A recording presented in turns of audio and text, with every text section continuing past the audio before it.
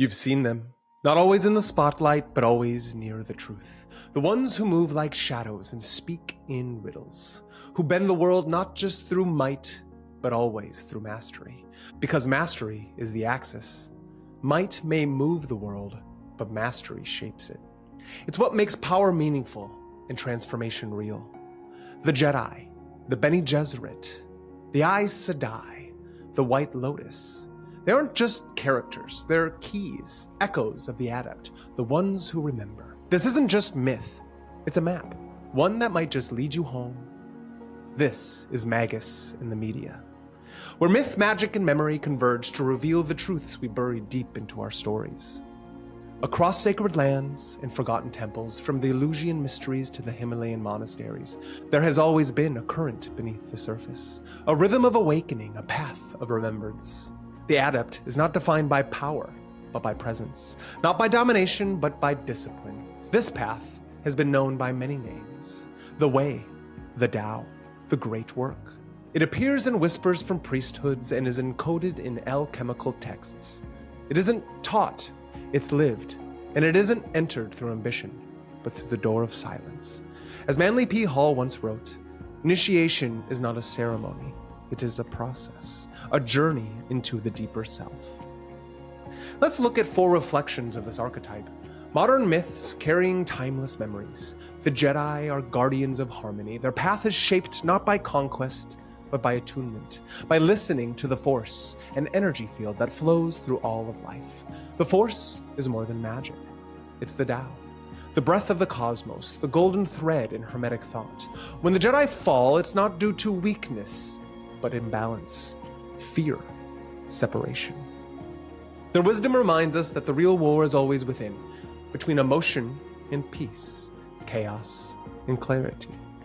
The Bene Gesserits follow a subtler path, not of light or dark, but of refinement. They cultivate resonance in voice, in memory, in blood.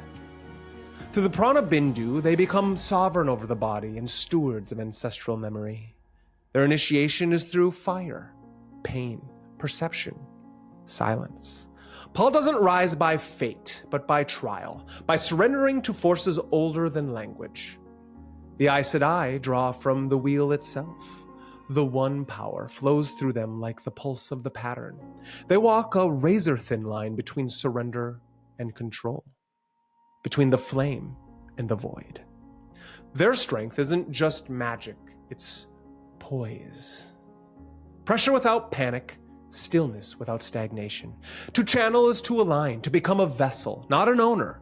And when the pattern chooses, it never asks permission. And then there's the White Lotus, a hidden brotherhood of wisdom woven through nations, masters of sword and spirit. They teach without preaching. Their symbol is a mandala, a lotus, blooming in silence, a pattern of awakening that doesn't impose, only reveals. They teach us that the path of the Adept can be walked with laughter, that wisdom can wear a smile, that sometimes the most powerful thing is knowing when to sit, breathe, and pour some jasmine tea. Adept figures rarely hold the spotlight. They aren't meant to. They are tuning forks, the hidden lamps, the questions before the answer. In myth, they appear as the hermit, the high priestess, the hierophant. They do not save the world, they guide the ones who must. But here's the truth. The ones who must is also becoming them. The hero is the Adept in the making. Each generation trains the next. The one who is led to the path eventually becomes the one who keeps it. Because every true journey leads not only to the throne, but to the temple. Sometimes one, sometimes both. But always through the veil, where power and wisdom must be reconciled. The outer quest becomes the inner path. The crown becomes the key. They do not seek applause. They tend the fire until someone remembers how to tend it themselves. And when the world forgets its rhythm, they return. Not to conquer, but to remind. Why do these figures echo across stories, cultures, and times? Because they're not just characters. They are patterns. The Jedi, the Aes Sedai, the Bene Gesserit, the White Lotus. They are signposts in the dreamscape, archetypes of awakening that call to something older inside of us.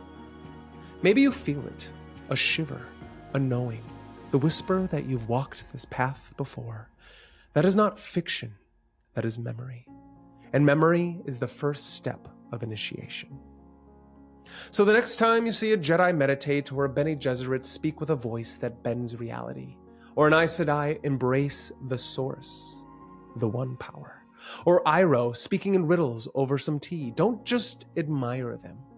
Listen, because maybe, just maybe, they're not there to impress you. They're there to awaken you. Like, subscribe, and share this if the path calls to you. This is Magus in the Media. The temple was never lost. We just forgot how to see it.